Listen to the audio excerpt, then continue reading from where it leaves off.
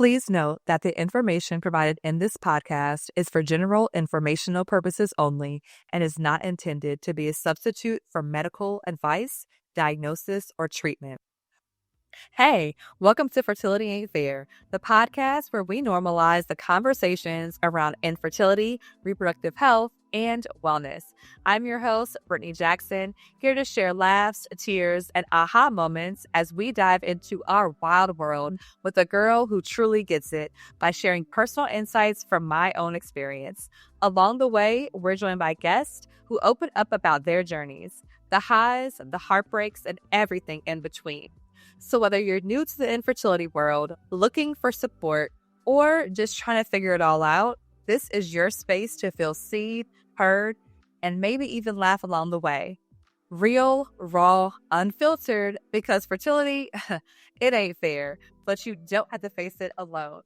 Welcome back to another episode of Fertility Ain't Fair, the podcast. I am your host, Britt, and I am, as always, excited to have a phenomenal guest hopping into our podcast to give us a lot of information, as always. But today we are focusing on perimenopause because I'm going to be honest in that I feel like it was one more thing on my health journey that I feel like was never really discussed with me. And then I'm at the point in my life now where I'm like, is this perimenopause? Is this perimenopause?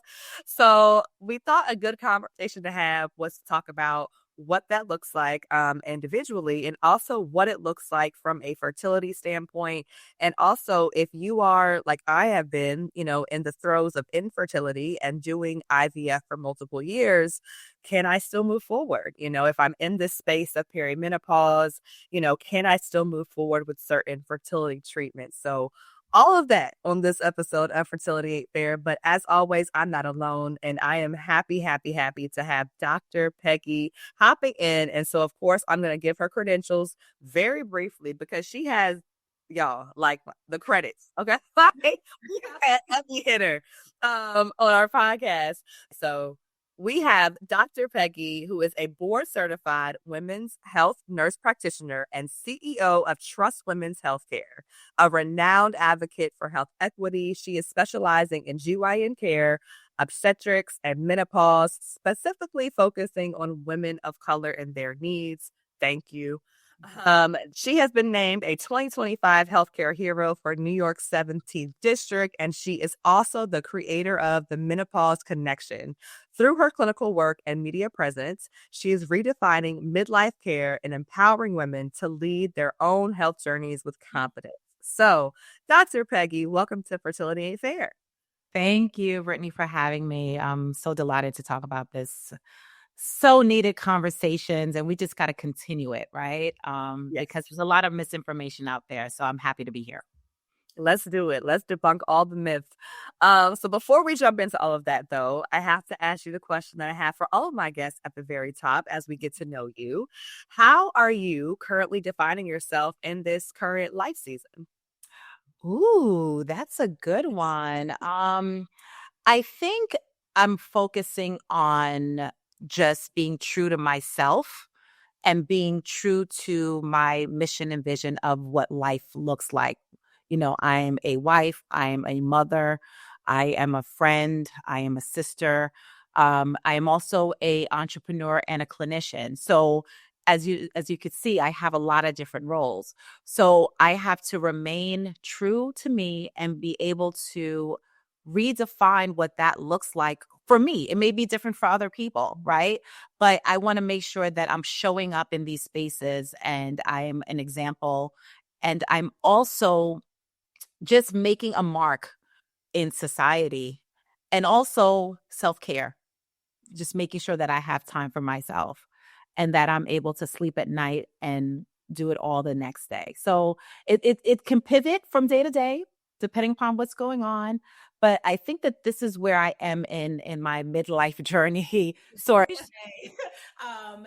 And I encourage women to find their peace and their happiness and whatever that looks like. And no one else can dictate what that would look like for you. Love that. Thank you for sharing that. So as we start the conversation, I think we always should level set on definitions, right? So, because again, I feel like I was kind of blindsided by what is this thing? What is this transition pause before you get to the big one? And I want to know, has the clinical definition of perimenopause changed over the years, or how are you currently able to define that for our audience? So I think the clinical definition of perimenopause has remained the same. I think our outlooks have been different and what we define it. Because again, menopause is just over the last 5 years has really blown up where women are like, no, we have to do something, and there has to be something out there that we could do to get through this midlife change. So we spend so much time concentrating on menopause and forgot about perimenopause, where women are still experiencing the same symptoms, and they are still getting their menstrual cycles. So they're not quite in menopause, but now they're in this transition phase, which is what perimenopause is. But no one knows how to treat them. So again, women are not feeling like themselves. Yeah. So, like you said, we need to start with definition because I think it's very, very important, especially to your listeners. Perimenopause is that transition. It can happen anywhere from 7 to 10 years before your last menstrual cycle. In women of color, it lasts longer and it's more severe. Perimenopause can set in as early as in your early 30s, believe it or not. I have had some women that are experiencing in their late 20s, believe it or not. And with perimenopause, it always starts with either their menstrual periods are irregular or women are just not feeling like themselves. They notice a shift, a change. Something's not right. So it prompts them to go to their different providers, and they're going from one to the next to the next, and they are getting an entire workup, and no one can pinpoint what is actually going on. I always tell women that perimenopause is a diagnosis of exclusion, meaning we want to make because a lot of the symptoms, which you don't have to have all, and I will definitely go through the symptoms, they mimic other conditions as well. So what we don't want to do in this day and age is saying, oh, chalk it up to perimenopause, a menopause, where it can be something, another condition that is going on that is left untreated. So I tell women that there's very likely that you might be in perimenopause, but you know what? Let's do the workup. Let's look at everything. Let's dot our I's, cross our T's, and just make sure that there's no other condition that you currently have. And we're just saying, oh, it's perimenopause. And we kind of neglect that. And it can go to this rabbit hole of not being treated. So perimenopause can look like different things for everyone. It can start with the irregular cycle, which means it's shorter, it's longer, it's heavier, it's lighter, whatever that may mean for you. You may or may not get hot flashes. You may or may not get night sweats. You may just be irritable for no reason. You may start to have insomnia where you're up this witching hour of 2, 3 in the morning. You're more fatigued. Your sexual desire has decreased. You notice some vaginal changes, like, I'm not as lubricated during intercourse as I used to be, or, I'm having more, vaginal infections like bacterial vaginosis or yeast infections, or I'm getting more urinary tract infections, or I'm having these palpitations. Like all of a sudden, I start having palpitations and I don't know why, or I'm a little bit more anxious. I used to be able to fly, hours on a plane, not, being okay. But now I get very anxious on a plane. I don't know what's going on. So it can look like a multitude of symptoms, but it's important to get evaluated. And if you are not getting the answers that you need, there are menopause specialists like myself out there that can really listen, because it's very important to listen to women because we know what's going on with ourselves, and to really be able to get down to it. And like I said, it is a diagnosis of exclusion. And whereas menopause is that last final period, 12 months after that last final period. And again, another myth is that once you have that 12 months last final period, all those symptoms that I discussed will be gone. And that is definitely a myth.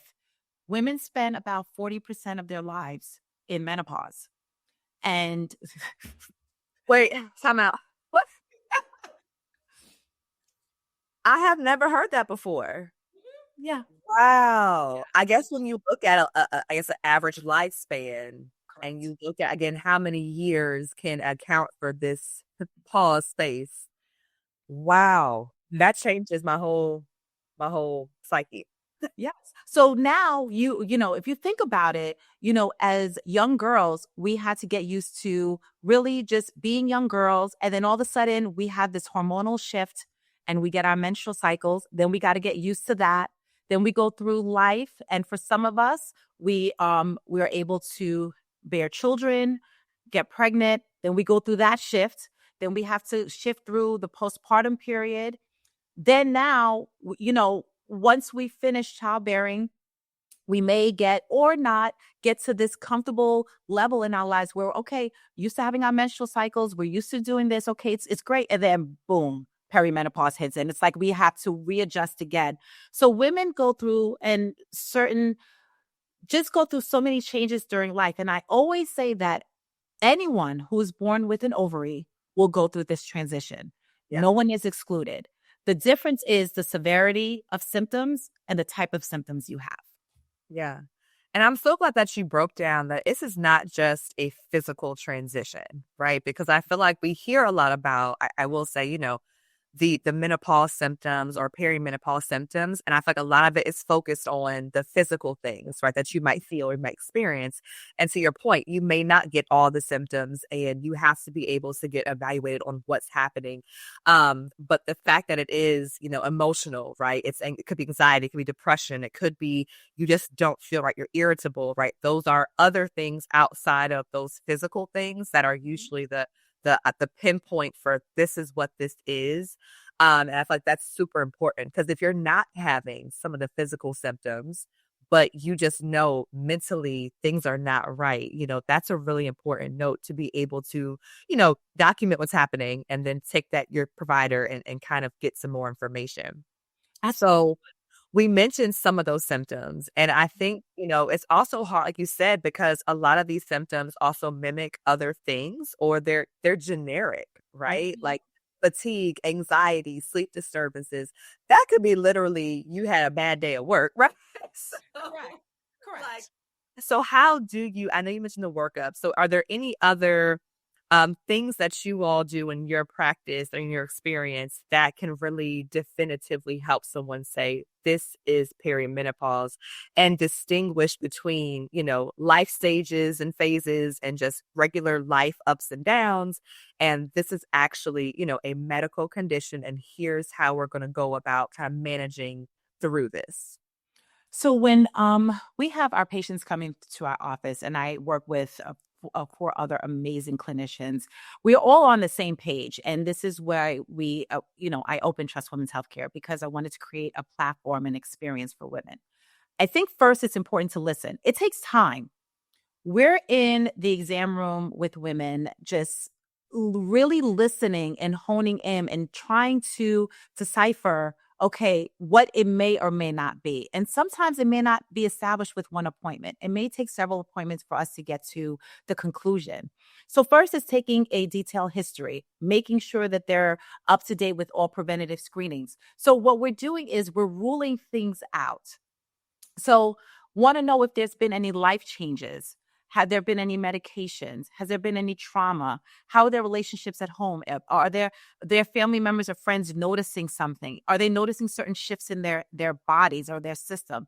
Have they spoken to other providers, right? Because I also want to know, have you started the workup? Have you addressed this with other providers and what their thoughts were, right? Because a lot of other clinicians are not fully versed around this midlife transition. And one thing that we absolutely do not do is dismiss your symptoms. We address every single concern. And I think it's important for women to know that you need to go to a clinician that will address your concerns so that you feel that you're being heard. And I'm here to say that you are not crazy. I get women come into my office all the time saying, I'm going crazy. I'm like, you're not crazy. This is real. And the validation alone speaks volumes. And then we're able to break down that barrier, especially if they've gone to many clinicians and they haven't been heard. So by the time they get to me, it's like it's another person. Now I have to go through the story again, and then they're going to tell me the same thing. So sometimes validation definitely helps break down that fear and we're able to together partner to be able to come to a conclusion. Then sometimes I may need to refer you to certain specialists because, for example, if you're having palpitations, I may say, okay, you may need to see cardiology, make sure there's nothing going on with your heart. Or you may need to see neurology to make sure that brain fog, which is another symptom, is not something underlining in the brain. Or, I may need to send you to rheumatology to make sure that there's not an autoimmune disorder that you're currently battling with. So again, diagnosis of exclusion. There is no test specifically that will confirm perimenopause. It is a clinical symptom. So when women come in and they're like, oh, I got my labs drawn, and they say, I'm not in perimenopause. I want to let you know that your ovaries are still trying to work. So when we test your hormones, it is based on what your ovaries are doing at that particular day. It can be on a high or it could be on a low. Who knows? But again, it's still trying to work. Whereas in menopause, it's done, and it's not going to resume. It's not going to come back. So I think that it's important for women to have their questions, to go in fully armed with the information, to have the detail, and also to know your numbers. Because again, is it that you're having hot flashes because now you've developed diabetes or your blood pressure is elevated? A very common symptom is this weight gain. All of a sudden, the diet is still the same. I'm still exercising 5 days a week, but I'm putting on weight. So again, I can't stress enough that it's important to do the evaluation. No one person journey is the same. No one person transition is the same, but it can take several appointments. And that's the frustrating part as well, because it's time. And then I'm also finding that, there is showing perimenopause is showing up in their day-to-day, whether it's in their careers, in their home life. And that's what really scares women, because they're like something that they've been doing for a long time and they've mastered their career. They're on this trajectory, and now they're questioning whether they can do their job. And that's very scary, especially women in any type of industry, any type of level. And that's where we come in and trying to help you, really deal with this transition in the best way possible with all the different options that's available. Yeah. And I mean, just you saying that, we listen to our patients, and that shouldn't feel like a warm hug, but it does, because so many of us, again, it's already taxing and exhausting to go to different providers and try to find, your dream team, right? Mm-hmm. But then when you get there, and to your point, you don't feel validated, you are coming in with this weight, you feel crazy, you feel X, Y, and Z. And the fact that your team really does validate every single symptom or every single concern is just, it's so important.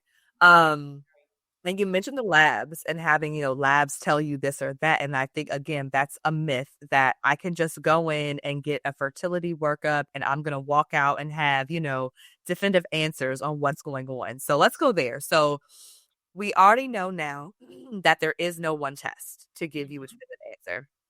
But I feel like when I got into the infertility space, there was a lot of, I guess, value on your AMH, right? And your FSH and all these different acronyms. Again, things that I didn't even know existed until I was, pushed into this space unexpectedly. So, and I think you've kind of mentioned this, but like, what are the other limitations on, I guess, relying on things like that? Because again, we are in a space where we want information and we want it quickly, and like, what's happening? Tell me. But it's really not a crystal ball, right? And so I think you mentioned that, whatever's happening in that moment, it's more of a snapshot and not like a realistic evaluation on your current state of your fertility. So, are there any other things that you would recommend in terms of, labs or workups, or if someone doesn't even know how to ask for those things? Like, what would you tell them to ask for in terms of, I want to get as much information as possible about, the current fertility that I have in my body, if that makes sense. No, that makes perfect sense. And it's important to be able to be armed with the information so that when you go in to see your clinician, that you are requesting certain things. So you mentioned the AMH or your anti-Müllerian hormone. You know, it's one of those key biomarkers for your ovarian reserve. It kind of gives us just a snapshot of what your ovarian reserve is. And it can be measured at any point during the menstrual cycle. So we instituted just a baseline AMH for all patients starting at age 30, just because we were finding that women were, had infertility. They started having irregular cycles in their early to mid 30s. And when we would run the AMH, we see that it is low. They have a low ovarian reserve. And to have a low ovarian reserve prior to age 35, it's almost like, okay, well, what's going on? That means that your ovaries are not producing enough follicles, that your fertility can be in jeopardy. We do it for any woman that comes in with irregular cycles, but at age 30, we find like that is like a good sweet spot if women are having no symptoms. And what we were finding is women were having low AMHs that were asymptomatic, meaning no symptoms, like they were doing well. And the question becomes, do they want children? And do they want to bear children? Or do they want to get pregnant? And when we give them that information, if it's great, it's a great ovarian reserve, no problem. We know it declines after age 35. But the AMH, when it's low and you're in your early 30s, if you didn't have this test ran, when you were ready to conceive, then and that's when infertility comes into place. And this is something that could have been prevented, meaning could have been addressed much early on. So that is one of the things that I am a very advocate on, women knowing their AMHs if they want children in the future. Even if you're unsure, it is something to really request so that you have an idea of what that looks like. I believe in options, and the AMH gives you options. So if, for example, if I have a 30-year-old with a low AMH, let's say it's less than 1, that conversation looks very different than the 30-year-old that has an AMH of 3. So that AMH of less than 1 at 30 is like, okay, I'm referring you to a fertility specialist because you need to freeze your eggs so that you have a chance of having a biological child, because the AMH declines.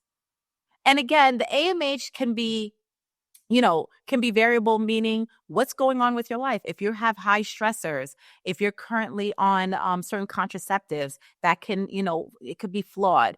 But I think having that number is a good start.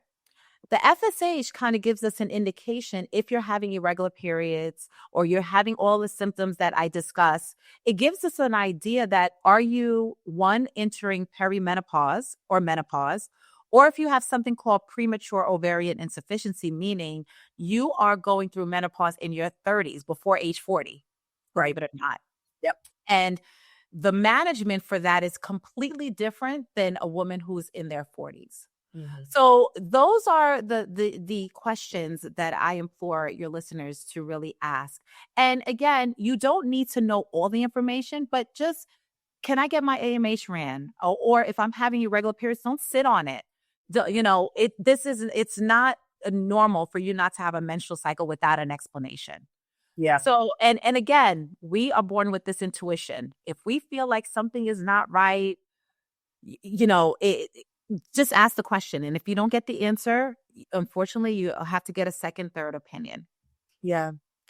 I am so glad to hear that you have created this baseline to just get information for options.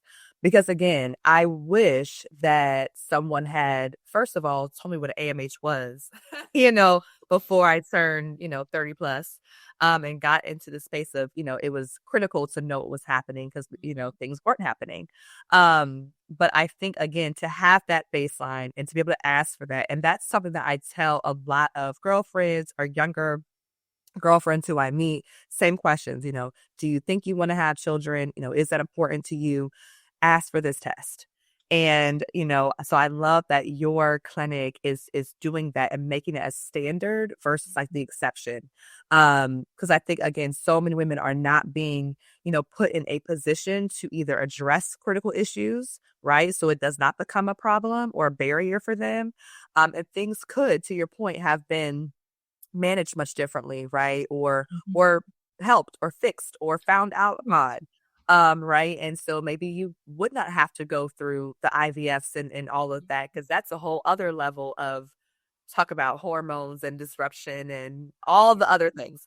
But I love that that is an option for people coming to your practice. And I hope that other clinicians or providers are leaning more into that as just something that's very simple. It's a blood test. I'm like, you guys, this is not hard. It's not, something that you out. It's very simple. I think it should be standard in OB practices and as well as other providers. So you mentioned the decline at 35, right? The natural decline, right? And again, we're talking about natural decline, again, not there's other, as I mentioned, factors that, you could be having these issues prior to 30 or 35, right? Those are specific. Um, but let's talk about that. So if you are in, let's say, perimenopause, you've confirmed it, are you still ovulating? Are you still able to, naturally conceive, right? And then also, are you able to either start or continue if you needed to do IVF, for example? Like, are you still able to have these different options during the perimenopause phase? The answer is yes to all of the above, with a caveat, right? If you're in perimenopause, yes, you can still conceive, you can still get pregnant, and you can still have a successful pregnancy. However, it depends on where you are in your perimenopause journey. Again, if you're having these irregular cycles, you will just, it's timing when that ovulation occurs. So that's the conversation that we have, that you're in perimenopause, we're addressing your perimenopausal symptoms, but we also have to, if you are don't want any children, don't want to get pregnant, we have to discuss contraception as well, because there is an instance that you can get pregnant. So we have that conversation as well. When it comes to IVF, yes, IVF can be an option. However, it depends on your age. And it depends on if you can use your own eggs or not. Because especially now, over the age of 46, there are a lot of fertility practices that are not utilizing your own eggs. So what does that look like? And so that's why I start the conversation very early. And, for women to just really start thinking about conception, because what you do, again, it goes back to options. You want to always have the option to conceive. You don't want that taken away from you. So I don't think the conversation there's never too early to have the conversation. But, again, it depends on what that looks like. And I always also say that it may not only be you. Infertility just doesn't lie with the gestational carrier.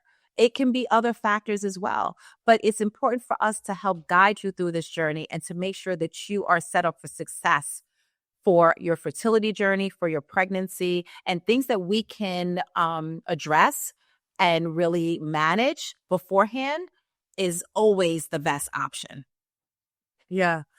That's important. And again, I think we're just talking about, again, knowing your options, knowing what to ask. Again, you don't want to, if possibly, blindsided, by having something taken from you that you never knew was in danger, right? Correct.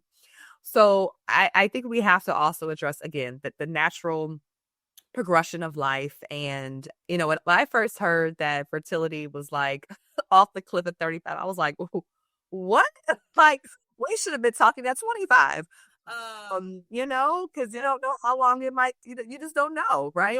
Like women are delaying childbearing. Like women are getting pregnant later and later in life. So now we've got to reshift the focus, right? And really, and then it starts with a simple question. And I think I ask all patients that, do you want children or do you want more children? Right. If I hear a maybe, I'm not sure. All right, let's talk about it. What that looks like for you. Yeah. Because if you're not 110% sure, I feel like it's my responsibility to really arm you with the information Yeah. and to let you know what that looks like for you moving forward. Yeah. So what are some of the, I guess, general health risks? If we are talking about that advanced maternal age, I hate the term geriatric pregnancy. I feel like it should go away.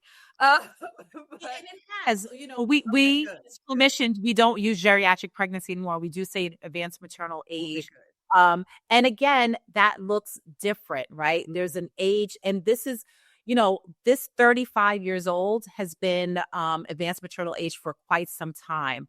A lot of the data that has come out in recent years that women are having successful pregnancies from age 40 to 45. So again, I think it's having the updated information, seeing your clinician, having the conversation. However, but there's still risk involved. There are always risk, whether you're 25, 35, or 45. And it is very important to discuss what that looks like for you. Yeah. Yeah. Something else I feel like you mentioned that I wanted to go back to. You mentioned, and we probably don't know why, but I'm just curious. You mentioned that women of color, Black women, typically have a longer, I think it was either perimenopause or menopause, like I guess runaway. Mm-hmm. And you said that symptoms can be also more severe. Correct. Do we have any indication? Because I feel like we just have everything worse. I feel We do. like We every condition is like but this it's is works for us, but and so I'm just like, wow, like I guess I'm always, of course, curious, and I'm sure you are also as a clinician who sees this every single day. Like, why are we just always down bad with certain things? But so, do we have any indication, or have you, I don't know, any studies that can tell us why seemingly we have this longer window for this, and why our symptoms, I guess, show up so much differently than others? So if I believe it's multifactorial. There it's, I think that there is structural racism that also plays a part in it with implicit bias, because again, it is longer because historically Black women's symptoms are ignored and dismissed. So if your symptoms are ignored and dismissed, you go through it a little bit longer before it is addressed. So we have that factor. We also have conditions that go undiagnosed, or we have more severe, such as high blood pressure, diabetes, just based on history and genetics. There was this study, it was called a straw study, that studied the women over decades. And that's where it came out that found that, women of color had these symptoms. They reported more severe symptoms. There is also a lack of education and access. Healthcare is broken. I say this all the time. I don't know what the solution is. I would like to think that I am trying to be part of the solution and change the narrative. But again, if there is lack of access to providers who are fully versed on midlife health, if you are experiencing certain symptoms and you go to that provider that is lacking education, or you don't have the providers in your area to address it, then that goes longer and it becomes more severe. Hot flashes, for example, can be exacerbated by high blood pressure. Most people don't know that. There are certain conditions that if you treat and you address, maybe can help your perimenopausal symptoms. But again, it I feel like we are always behind the eight ball in really getting the information. And then there's the lack of trust in the healthcare system. So there could be something where we can recommend, but there's a reluctance there. So it's really gaining that trust. And I see it all the time. Even with representation and being there for my women of color, being a Black woman clinician, I may make recommendations, but because of the lack of trust in the healthcare system, they still look at me sideways and say, "Not going to do it." And I think that it's okay to make that decision, but I need to know why you're making that decision. Is this something that I didn't counsel you adequately on, or is just something else? So I think that saying that patients are not compliant is not okay. We need to kind of delve further as to why. So there's just so many thoughts regarding why it lasts longer and why it's more severe. But I think that it's just the disparities is one of the number one things that kind of causes this, and with the Yeah, lack of education. that makes complete sense. Thank you for that. When you talk about treatment and management, and again, 7 to 10 years, right? That's a long part of your life. It's a whole decade of trying to, get yourself back to a place of feeling like yourself again and mentally and physically and emotionally. So what are some, and again, everyone's different, we know that, but what are some of the, I guess core treatments that are options for treatment, I should say, for treating and managing perimenopause symptoms? And then do those same, I think, treatments apply when you get to menopause, or does it look, a little bit different, how you treat, because they have similar symptoms, right? But it is different life stages. So what are some of those things, and do they apply to both sides? So I want to start off with answering this question saying that you don't get a medal for bearing through this. I w- I hear it all the time. I'm just going to bear through it. You don't get a medal. There is nothing at the end of the line that says that, wow, you did not get you did not take any treatment options when it came to your perimenopausal and menopausal journey. But also, I respect what your journey is. But I just want to say that first.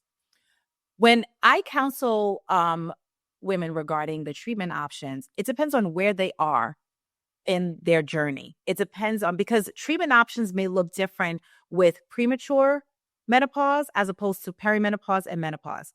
I always go through hormonal options, non-hormonal options, and supplements. I want to be able to give the gamut. Hormonal therapy, I will tell you, is the most effective.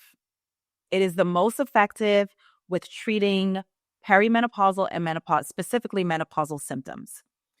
Not only does it help with the symptoms, it helps with replacements. Once that ovary is done producing estrogen and progesterone, you don't get it back. We have estrogen receptors all over our bodies. And when we lose them, that's where the symptoms come in and our protection is gone. Our bones are not protected, our minds, our hearts. So I think hormone replacement is not only for symptoms management, but it's also for prevention. So I go through different forms of what that may look like, whether it's a patch or an oral tablet or a gel. We go through everything. That's hormonal therapy. Go through non-hormonal therapy. There are medications that can address symptoms only. They don't replace. So if you're having hot flashes, you're having irritability, there are different medications that, from antidepressants to, Veoza, that helps with hot flashes. There are pain medications like gabapentin. I mentioned the antidepressants like paroxetine or Effexor. So there are medications that can address the symptoms. And then I go through supplements. There are a plethora of supplements out there. And it can be overwhelming. And I understand that. So I usually have like my 3 go-tos that I kind of help, kind of narrow down for women. And again, they help with symptoms. There are supplements that have black cohosh that helps with hot flashes. There is turmeric, red clover, wild yams. There are vaginal moisturizers with hyaluronic acid that helps with the vaginal dryness. So there are treatment options of supplements that can help with symptom management. And then also, I want to know what their journey looks like for them. There is they're like, listen, hormone therapy, I heard bad things, I'm not doing. And then we debunk that. And, I'm here to say that hormone therapy doesn't initiate cancer. It doesn't initiate cancer. And again, we talk about the study that came out in 2002. We talk about subsequent. We talk about history, family history. We talk about what that looks like. And then we talk about maybe you may not, we can hormone stack. And maybe let's start with one and see how you do with that. In this country, we prescribe birth control like it's nothing. And I want women to know that birth control is actually more hormones than hormone replacement therapy during this transition stage.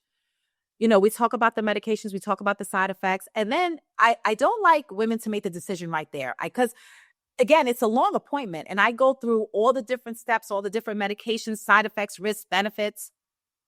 They can go home, talk about it with their partners or significant others, do some research, and then we could come back and talk about it some more.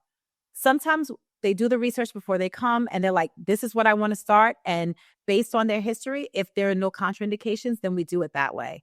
But it's important to be armed with the information and to feel that there's shared decision making in what your journey looks like and what option that you decide to choose. I just love that you are allowing the patients to get the information and make their own decision and not feel forced into decisions. And I also love that you are open to, as you mentioned, hormonal, non-hormonal supplements, natural ways to manage your symptoms. Because I feel like a lot of times, and I know I'll speak for myself, the first thing they go to is a drug, right? A shrug, a hormonal drug. And I feel like a lot of doctors that I've came across are not open to, the option to have a 360, right? Yes, I might want to take that, but I also want to discuss supplements and I also might want to discuss, non-hormonal options so that I have more of a holistic, viewpoint on how I want to manage. And so many providers I feel like are just so quick to say, well, this is your only option, right? It's, these 3 drugs and this is on the market and this is what we're offering you. And, even when it came to my endometriosis and that management, right? It's very much like, well, I had a doctor tell me it's either surgery or this drug and that's it. And I was like, well, that's not true. you know, like I must move on, because, and even on the fertility side, again, a lot of doctors were not open to customizing, protocols because it may not have been the tried and true medical, protocol. And it's like, well, I'm different. I'm a different girl. I have different things going on. And, my body may not respond, the way that it's supposed to respond, So I'm just so happy to hear that you give them a full option and a full array of things to make the best decision for them. Because I think truly most people need a customized approach. And that's what's missing in a lot of providers' offices is a customized approach. And so, for those of us who don't have a Dr. Peggy, we have to find somebody, or find a number of people to kind of play. Yeah. So if you were able to give you already given us a lot of nuggets, but if you were able to give another just piece of advice to someone, let's say they're in their mid to late 30s, going into their 40s, and they're on the fence or they still want to have options, right, for their fertility and wellness journey, what's something that you want to leave with them? Um, I want them to know that it's okay if you don't know. Society's always like, they kind of make women shame in a way if they don't know if they want to bear children or not. Like if they don't bear children, it's like a big thing, like either they're cursed. But I want them to know that not knowing or not having the answer is okay. But again, I keep honing in on options. If there's a sliver of you that this may want to bear children, freezing your eggs or having the conversation, the consultation to know what that looks like so that you may have options. I think that when the option has been taken away, and for me to tell someone who desires a pregnancy that it may not happen is heartbreaking. And because I've seen that, I've reshifted my focus and reshifted my counseling so that on the other end, I can give them that advice and counsel them on what they may need to do. And ultimately, they make the decision. So knowing what your AMH is, knowing your numbers, if you have certain risk factors, and having that consultation for egg freezing and what that may look like. And also, if you don't get the answers, Yeah. get a second or third opinion. Ooh, right. And you're not crazy. I know it's a lot. I'm sure you see. You're not crazy. maybe this house episode, like, you're not crazy. It could You are be not crazy. because yeah, the validation is real, and finding the safe space in a medical provider that allows you to validate, all of the things and listen to you, and literally we can just clone you in every state. We would be better off, honestly. It's I don't, still but so, there are more clinicians like myself that are dedicated to this work, and we're hoping that we'll see a lot more. And I always say that our mothers are the forgotten generation because they didn't have people really advocating for them. And so I'm so happy to know that we are discussing women's health because there's a lack of research, there's a lack of funding within women's health. And I always say women's are the centers of the universe, and we do so many things and we're just forgotten. So I'm so very thankful for this platform that you've created, and also the platform that I've created to be able to be there for women and to really educate regarding their health and wellness. perfect segue. So about your platform. So, if anyone wants to connect with you, if they happen to also be in New York and they actually want to be a real patient, how can someone reach out, find you, and get to know more about your business and your practice? Sure, sure. So you can find me at Trust Women's Healthcare. I also have four other amazing clinicians that are also available to see, and we all are like-minded. We are all Black women, believe it or not. And and we are just really, really passionate about women's health. We have two locations, Brooklyn, New York, as well as Deer Park, New York. Deer Park is in Long Island. And we are on all social media platforms at Trust Women's Healthcare. Our website is www.trustwomenshealthcare.com. And our phone number is 929-78-TRUST. Love it. Dr. Peggy, I'm just thankful that we were able to connect. Thank you for agreeing to do this. Thank you for being a light in a space that needs it. And you mentioned you think that you're, in the space of changing things, but you are. There's no think. You are absolutely, changing, perspectives and narratives and lives, quite honestly, I'm sure. And so with that being said, this wraps us up for this episode of Fertility Aid for the podcast. As always, listen to all past episodes wherever you get your podcast and on YouTube. And if you have a topic that you want us to dive into, let me know. Slide in my DM, shoot me an email.